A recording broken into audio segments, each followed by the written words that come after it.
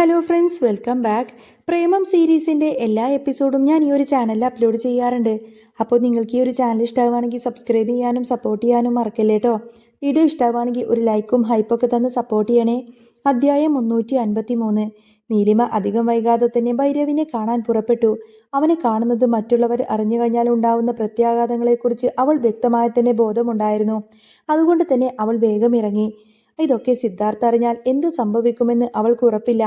അവൻ നല്ല ദേഷ്യം വരുമെന്ന് അവൾക്ക് നന്നായിട്ടറിയാം. എന്നിട്ടും അവൾ അപ്പോൾ ഭൈരവിനെ കാണാൻ തന്നെ തീരുമാനിക്കുകയായിരുന്നു. അതല്ലാതെ അവൾക്ക് മുന്നിൽ മറ്റു മാർഗമൊന്നും ഉണ്ടായിരുന്നില്ല. തൊഴിലാളികളുമായിട്ടുള്ള പ്രശ്നം പരിഹരിക്കാൻ ഇപ്പോൾ നിലവിൽ ഭൈരവിനെ കൊണ്ട് മാത്രമേ സാധിക്കൂ എന്ന് അവൾക്ക് തോന്നി. മറുവശത്ത് ഭൈരവും നീലിമയെക്കുറിച്ച് തന്നെ ചിന്തിക്കുകയായിരുന്നു. അവന്റെ ജീവിതത്തിൽ തന്നെ അത്രയും പ്രാധാന്യമുള്ള മറ്റു വ്യക്തികൾ ഉണ്ടായിട്ടില്ല. അവളോടൊപ്പം ഉണ്ടായിരുന്ന സമയങ്ങളിലെല്ലാം അവൻ വളരെയധികം സന്തോഷവാനായിരുന്നു.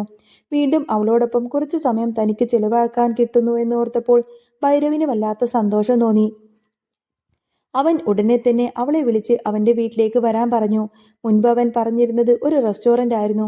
പക്ഷേ അവിടെ വെച്ച് നീലിമയോട് കാര്യമായി ഒന്നും സംസാരിക്കാൻ പറ്റില്ല എന്ന് കരുതി. അതുകൊണ്ടാണ് ഭൈരവ് അവർ കാണുമെന്ന് ഉറപ്പിച്ച സ്ഥലം മാറ്റിയത്. നീലിമക്ക് ഭൈരവിന്റെ വീട്ടിൽ ചെല്ലാൻ അല്പം പോലും താല്പര്യമുണ്ടായിരുന്നില്ല. എങ്കിലും അവൾക്ക് അങ്ങോട്ടേക്ക് പോകുകയല്ലാതെ മറ്റു മാർഗങ്ങളൊന്നും ഇല്ലാത്തതിനാൽ നീലിമ അവന്റെ വീട്ടിലേക്ക് പുറപ്പെട്ടു. ഈ വിഷയം മറ്റൊരു ദിവസത്തേക്ക് മാറ്റിവെച്ചാൽ വീണ്ടും ആത്മഹത്യാ ഭീഷണി മുഴക്കുന്ന ആളുകളുടെ എണ്ണം വർദ്ധിക്കുമെന്നും ചിലപ്പോൾ അവർ ശരിക്കും ആത്മഹത്യ ചെയ്തു കളയുമെന്നുമുള്ള ഭയം നീലിമക്കുണ്ടായിരുന്നു. അവരെല്ലാവരും ജീവിതം വളരെയധികം മടുത്തതുപോലെയാണ് സംസാരിക്കുന്നത്. അവർക്ക് ഈ ജോലിയിൽ നിന്നും കിട്ടുന്ന ശമ്പളമല്ലാതെ മറ്റു മാർഗങ്ങളൊന്നും ഇല്ലതാ ചെയ്ത്. അങ്ങനെയുള്ളപ്പോൾ ജീവിതം മടുത്ത് ഉറപ്പായും അവർ ആത്മഹത്യ തന്നെ തിരഞ്ഞെടുക്കുമെന്ന് ഭയം നീലിമയുടെ ഉള്ളിലുണ്ടായിരുന്നു. അവൾ ഇതെല്ലാം ഓർത്തുകൊണ്ടാണ് ഭൈരവിന്റെ വീട്ടിലേക്ക് പോയത്. അവൾ ഭൈരവിന്റെ വീട്ടിലെത്തിയപ്പോൾ അല്പം താമസിച്ചിരുന്നു. അവന്റെ വീടിന്റെ പ്രവേശന കവാടം കണ്ടപ്പോൾ മുൻപുണ്ടായ പല അനുഭവങ്ങളും അവൾക്ക് ഓർമ്മ വന്നു. അവൾ അതെല്ലാം ഓർത്തുകൊണ്ട് മുന്നോട്ട് നടന്നു. അപ്പോൾ ആ മാളികയുടെ കാവൽക്കാരൻ വന്ന് വാതിൽ തുറന്നു. അയാൾ അവളെ എളുപ്പത്തിൽ തന്നെ തിരിച്ചറിഞ്ഞു.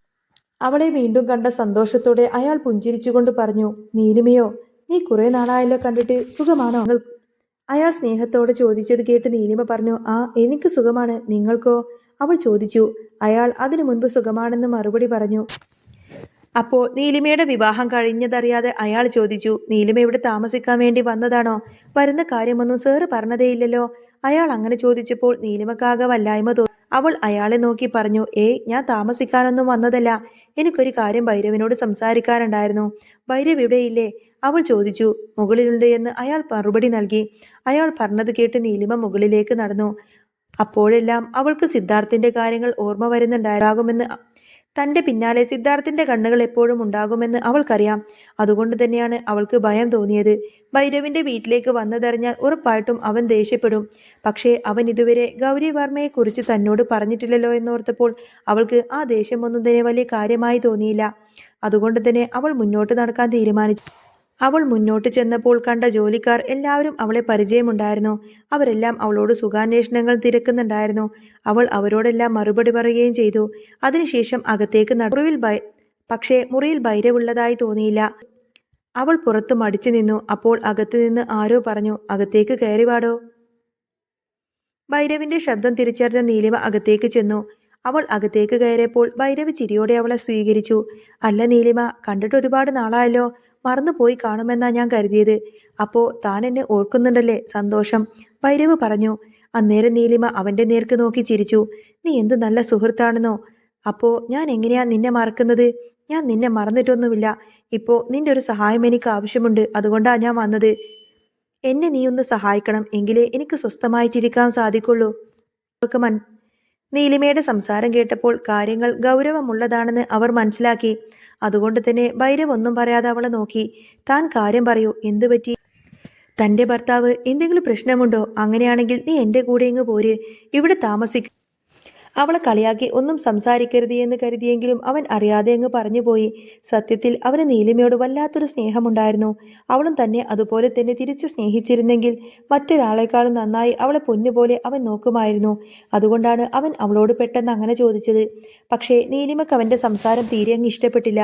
അവൾ ദേഷ്യത്തോടെ അവനെ നോക്കി. ഞാൻ നിന്നെ വന്ന് കണ്ടത് എൻ്റെ ഭർത്താവാനുള്ള പ്രശ്നം പരിഹരിക്കാൻ വേണ്ടിയിട്ടൊന്നുമല്ല. എനിക്ക് മറ്റൊരു പ്രശ്നമുള്ളത് കൊണ്ടാണ്. ഞങ്ങളുടെ പണി സൈറ്റിൽ കുറച്ച് തൊഴിലാളികൾ സമരത്തിലാണ്. അവർക്ക് കൊടുക്കാനുള്ള പണവും കൂലിയും ഒന്നും തന്നെ കൊടുക്കാതെ അവരെ ബുദ്ധിമുട്ടിപ്പിക്കുകയാണ് അതിൻ്റെ ഡെവലപ്പർമാര്. അദ്ദേഹം ഇവിടെ ഇല്ലാത്തത് കൊണ്ട് തന്നെ എനിക്കൊന്നും ചെയ്യാൻ കഴിയാത്ത സ്ഥിതി. അല്പം പിടിപാടും മറ്റുള്ളവരുമുള്ള ഒരാൾ അവരോട് സംസാരിച്ചു കഴിഞ്ഞാൽ ഉറപ്പായിട്ടും ഡെവലപ്പർമാർ അവർക്കുള്ള പണം കൊടുക്കാൻ തയ്യാറാവും. ആ തൊഴിലാളികൾ ആത്മഹത്യയുടെ വക്കീലാണ്. ആ പാവങ്ങളെ സഹായിക്കണമെന്ന് എനിക്ക് ആഗ്രഹമുണ്ട്. ഞാനതിന് കുറച്ച് ശ്രമിച്ചുകൊണ്ടിരിക്കുമ്പോൾ ഈ ഡെവലപ്പർമാർ മറ്റൊരു വക്കീലിനെ വെച്ചു. ആ വക്കീലാണെങ്കിൽ വളരെ ഫേമസ് ആണ്. കേസ് അത് കാരണം ഞങ്ങൾക്കുണ്ടായിരുന്ന വക്കീലും ഈ കേസിൽ നിന്നും ഒഴിഞ്ഞു.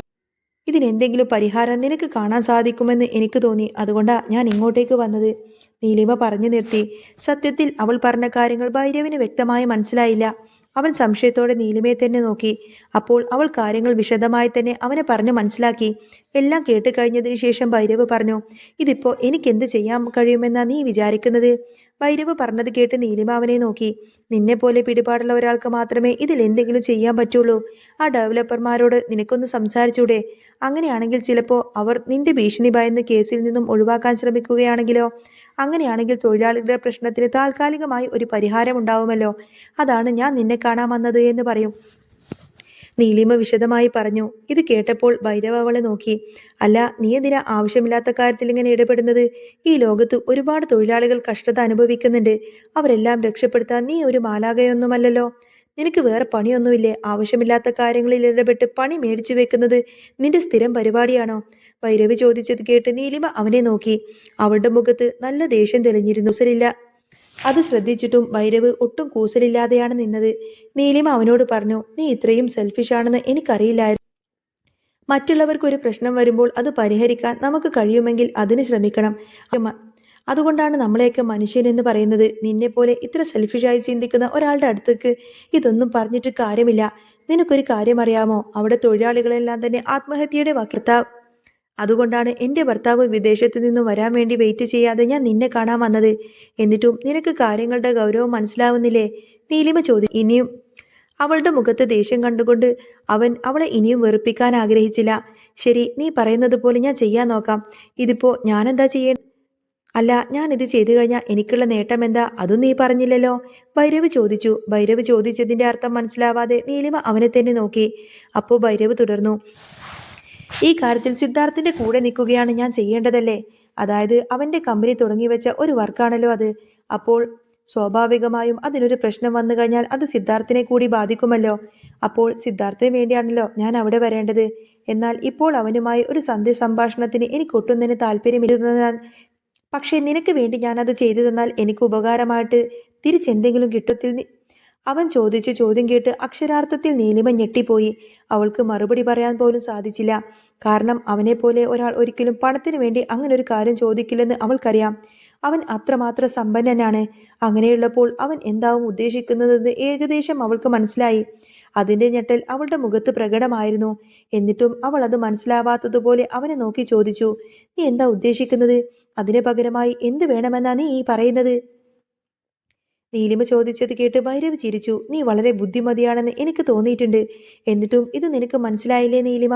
ശരി, ഞാൻ തന്നെ അത് വിശദമായി പറഞ്ഞ സിദ്ധാർത്ഥന്റെ കൂടെ അങ്ങനെ ഒരു സന്ധി സംഭാഷണം ചെയ്യണമെങ്കിൽ എനിക്ക് ഞാൻ ആഗ്രഹിക്കുന്നത് കിട്ടണം. അത് കേട്ട് നീലിമ പറഞ്ഞു, നീ അദ്ദേഹത്തിന്റെ കൂടെ സംസാരിക്കാനോ സന്ധി സംഭാഷണം ചെയ്യാനോ ഒന്നും തന്നെ നിൽക്കണ്ട. നീ ഈ പ്രശ്നം മാത്രമൊന്ന് പരിഹരിച്ച് തന്നാ മതി. തൊഴിലാളികളുടെ കൂടെ ബാധിക്കുന്ന കാര്യമായതുകൊണ്ടാണ് ഞാൻ ഇതിന് ഇറങ്ങി തിരിച്ചത്. ഇത് അദ്ദേഹത്തെ വലിയ രീതിയിൽ ബാധിക്കില്ല. അവൾ പറഞ്ഞത് കേട്ട് ഭൈരവ് ചിരിച്ചുകൊണ്ട് പറഞ്ഞു, ഇതൊക്കെ എനിക്കറിയാവുന്ന കാര്യമാണ്. നീ വീണ്ടും പറഞ്ഞ് ബുദ്ധിമുട്ടൊന്നും വേണ്ട. എനിക്ക് വേണ്ട കാര്യം എന്താണെന്ന് ഞാൻ പറയാം. അതിന് സമ്മതമാണെങ്കിൽ നമുക്ക് മുന്നോട്ട് പോവാം. എന്താ, സമ്മതമാണോ? നീലിമ അതിന് മറുപടിയൊന്നും പറഞ്ഞില്ല. അവൻ എന്താണ് ആഗ്രഹിക്കുന്നതെന്ന് അവൾക്കപ്പോൾ തന്നെ ഏകദേശം മനസ്സിലായിരുന്നു. അപ്പോൾ അവിടെ വരേണ്ടിയിരുന്നില്ല എന്ന് വരെ അപ്പോൾ അവൾക്ക് തോന്നി. പിന്നെ ഭൈരവിനെ ഒരു സുഹൃത്തായി കണ്ടതുപോലും തെറ്റായി പോയോ എന്ന് അവൾക്ക് അപ്പോൾ തോന്നിപ്പോയി. നീലിമയെ പോലെ തന്നെ പലതരം ചിന്തകളിലായിരുന്നു അപ്പോൾ ഭൈരവും. അവന് സത്യത്തിൽ നീലിമയോട് ഇപ്പോൾ തോന്നുന്ന വികാരം എന്താണെന്ന് പോലും തിരിച്ചറിയാൻ പറ്റുന്നുണ്ടായിരുന്നില്ല. അവളുടെ വയർ അല്പം ഉയർന്നി സിദ്ധാർത്ഥന്റെ കുഞ്ഞ് അവളുടെ വയറ്റിലുണ്ടെന്ന് ഓർക്കുമ്പോൾ തന്നെ അവന് നല്ല വിഷമം തോന്നുന്നുണ്ടായിരുന്നു. മറ്റൊരു പെണ്ണിനെ നോക്കുമ്പോഴും അത്തരത്തിലൊരു വിഷമം അവന് തോന്നിയിട്ടില്ല. പക്ഷേ നീലിമയോടെന്തോ ഒരു സ്നേഹം അവൻ തോന്നുന്നുണ്ട്. അവൻ സ്വയം വിലക്കാൻ ഒരുപാട് ശ്രമിച്ചു. എന്നാൽ അത്തരമൊരു സാഹചര്യത്തിൽ നീലിമയെ അടുത്ത് കിട്ടിയപ്പോൾ അവൻ അറിയാതെ ഒരുപാട് വ്യാമോഹിച്ചു പോയി. അവന്റെ നോട്ടം നേരിടാനാവാതെ നീലിമ മുഖം താഴ്ത്തി. എന്നിട്ട് പറഞ്ഞു, നീ എന്താണ് ഉദ്ദേശിക്കുന്നത് എന്ന് ഇനിയും പറഞ്ഞിട്ടില്ല. അവൾ പറഞ്ഞത് കേട്ട് ഭൈരവ് പറഞ്ഞു, ഇതിൽ കൂടുതൽ ഞാൻ എങ്ങനെ പറയാനാണ് നീലിമ? എനിക്ക് നിന്നെ വേണം, നിന്നെ എനിക്ക് വേണം, അത്രമാത്രം. അവൻ അത് പറഞ്ഞു നിർത്തിയതും നീലിമ ഇരുന്നിടത്ത് നിന്നും എഴുന്നേറ്റു നിന്നു. എന്നിട്ട് പറഞ്ഞു, നീ എന്നെക്കുറിച്ച് കരുതിയത് നിന്റെ സമ്പത്തും സൗന്ദര്യം കൊണ്ട് ഞാൻ ഇവിടെ വന്നതാണെന്നാണോ? ഞാൻ വന്നത് ആ തൊഴിലാളികൾക്ക് ഒരു പരിഹാരം ഉണ്ടാവുകയാണെങ്കിൽ ഉണ്ടാവട്ടെ എന്ന് കരുതിയിട്ട് മാത്രമാണ്. നിന്നെ നല്ലൊരു സുഹൃത്തായി ഞാൻ കണ്ടുപോയി. അതാണ് എനിക്ക് പറ്റിയ ഏറ്റവും വലിയ തെറ്റ്. നീ എന്നെ സഹായിച്ചില്ലെങ്കിൽ പോലും സാരമില്ല. എന്നാലും ഇത് ഭയങ്കര ചീപ്പായി പോയി ഭൈരവ്. അവൾ അത്രയും പറഞ്ഞുകൊടുത്തിന് അവിടെ നിന്നും നടന്നു പോവാൻ തുടങ്ങിയപ്പോൾ ഭൈരവ് അവളെ തടഞ്ഞുകൊണ്ട് പറഞ്ഞു, നിനക്കൊരു മാറ്റവുമില്ല, പഴയതുപോലെ തന്നെയാ ഇപ്പോഴും നീ പെരുമാറുന്നത്. ശരി, എന്തായാലും നിന്നെ ഞാൻ സഹായിക്കാം. അവൻ പറഞ്ഞത് കേട്ട് പക്ഷേ അവൾ തിരിഞ്ഞൊന്നു നോക്കിയത് പോലുമില്ല. നിന്റെ സഹായം ഇനി എനിക്ക് വേണ്ട, അവൾ അത്രമാത്രം പറഞ്ഞു. അപ്പോൾ ഭൈരവ് പറഞ്ഞു, എടി പോത്തെ, നിന്നെ ഞാൻ ചുമ്മാ ചൂടാക്കാൻ വേണ്ടി പറഞ്ഞതല്ലേ. നീ ഇവിടെ ഇരിക്ക്, നമുക്ക് സംസാരിക്കാം. അവൻ പറഞ്ഞത് കേട്ട് നീലിമ വീണ്ടും അവിടെ ചെന്നിരുന്നു. നീ എന്നെ ഇനി സഹായിക്കണ്ട എന്ന് പറഞ്ഞല്ലോ. നീലിമ വീണ്ടും പറഞ്ഞു. അവളുടെ മനസ്സിൽ ഇതിനകം തന്നെ ഭൈരവിനോട് ഉണ്ടായിരുന്ന വിശ്വാസമെല്ലാം തന്നെ നഷ്ടമായിരുന്നു. അവൻ വെറുതെ ഒരിക്കലും അങ്ങനെ പറയില്ലെന്ന് അവൻ എന്താണ് ആഗ്രഹിക്കുന്നത് എന്ന് അവൾക്ക് സത്യത്തിൽ അറിയുമായിരുന്നു. എന്നാൽ ഇപ്പോൾ അതറിഞ്ഞപ്പോൾ അവൾക്ക് വല്ലാത്തൊരു ബുദ്ധിമുട്ട് തോന്നി. എന്നിട്ടും തൊഴിലാളികളുടെ കാര്യത്തിൽ എന്തെങ്കിലും പരിഹാരം കിട്ടിയേക്കാമെന്ന് കരുതി അവൾ അല്പനേരം കൂടി അവിടെ ഇരുന്നു. പക്ഷേ അവന്റെ നോട്ടം അവൾക്ക് വല്ലാത്ത ബുദ്ധിമുട്ടുണ്ടാക്കി. അവൾ ഉടനെ തന്നെ അവനെ നോക്കി പറഞ്ഞു, ഇവിടെ വന്ന് നിന്നോട് സഹായം ചോദിച്ചതിന് എന്നോട് ക്ഷമിക്കണം. ഞാൻ ഈ പ്രശ്നത്തിന് വേറെ എന്തെങ്കിലും വഴി കണ്ടോളാം. അവൾ അത്രമാത്രം പറഞ്ഞു. അപ്പോഴും അവൾക്ക് മറ്റെന്ത് വഴി താൻ കാണുമെന്നറിയില്ല. താൻ ശരിക്കും തൊഴിലാളികളുടെ കാര്യത്തിൽ തോറ്റുപോയി എന്ന് അവൾക്ക് തോന്നായി. മറ്റെന്ത് വഴിയാണ് ഇതിനൊരു പരിഹാരമായി ഉണ്ടായിരിക്കുക എന്ന് അവൾ ചിന്തിച്ചുകൊണ്ടേയിരുന്നു. പക്ഷേ അപ്പോഴേക്കും അവിടേക്ക് തനിച്ച് വരേണ്ടിയിരുന്നില്ല എന്ന് അവൾക്ക് തോന്നാൻ തുടങ്ങി. സിദ്ധാർത്ഥ് അറിഞ്ഞു കഴിഞ്ഞാൽ സംഭവിക്കാവുന്ന കാര്യങ്ങളെക്കുറിച്ച് അവൾക്ക് അപ്പോൾ പൂർണ്ണ ബോധ്യമുണ്ടായിരുന്നു. ഗൗരി വർമ്മയുമായുള്ള അടുപ്പത്തെക്കുറിച്ച് അവൻ പറയാതിരുന്നത് കൊണ്ട് മാത്രമാണ് അവൾക്ക് അവനോടൊരൽപ്പം ദേഷ്യം വന്നത് എന്നുവെച്ച് അവന്റെ സ്ഥാനത്ത് അവൾക്ക് മറ്റൊരാളെയും കാണാൻ സാധിക്കുമായിരുന്നില്ല. പ്രേമം സീരീസിന്റെ എല്ലാ എപ്പിസോഡും ഞാൻ ഈ ഒരു ചാനലിൽ അപ്ലോഡ് ചെയ്യാറുണ്ട്. അപ്പോൾ നിങ്ങളുടെ സപ്പോർട്ട് ഒന്നുകൊണ്ട് മാത്രമാണ് കേട്ടോ ഡെയിലി എപ്പിസോഡ് അപ്ലോഡ് ചെയ്യുന്നത്. അപ്പോൾ നിങ്ങൾക്ക് ചാനൽ ഇഷ്ടമാണെങ്കിൽ സബ്സ്ക്രൈബ് ചെയ്യണേ. സബ്സ്ക്രൈബ് ചെയ്തിട്ട് സപ്പോർട്ട് ചെയ്ത് കഴിഞ്ഞാൽ മാത്രമേ ഡെയിലി എപ്പിസോഡ് എനിക്ക് ഇടാൻ കഴിയുള്ളൂ. അപ്പോൾ ഇനി നെക്സ്റ്റ് വീഡിയോ നാളെ ഇതേ സമയത്ത് തന്നെ വരാട്ടോ. ബൈ.